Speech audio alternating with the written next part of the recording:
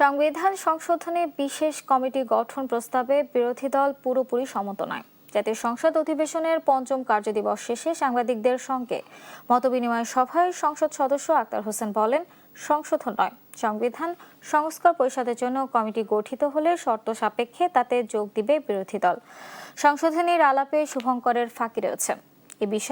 এ বিষয়ে সুরাহা না হওয়া পর্যন্ত ভেবে চিন্তে সিদ্ধান্ত নেওয়া হবে বলেও জানান তিনি। বিরোধী দলীয় নেতা তিনি কিন্তু বলেছেন, যদি সংবিধান সংস্কার পরিষদের বিষয়ে কোনো কমিটি নিয়ে আলোচনা হয়, সেটা নিয়ে একটা আলোচনা হতে পারে। এখানে একটা বিষয় আপনাদের ক্লিয়ার করে রাখা প্রয়োজন। যে ধরনের কমিটির প্রস্তাবনাই করা হচ্ছে না কেন, সেই কমিটিগুলোর কিন্তু আদতে আইনগত তেমন কোনো কার্যকারিতার জায়গা নেই। কারণটা হলো, এই সংবিধান রিলেটেড যে বিষয়গুলো, সেই বিষয়গুলো আমরা বলছি যে সংবিধান সংস্কার যে পরিষদ সেখানে শুরু হবে, বিএনপি বলছে এটা সংসদে শুরু হবে।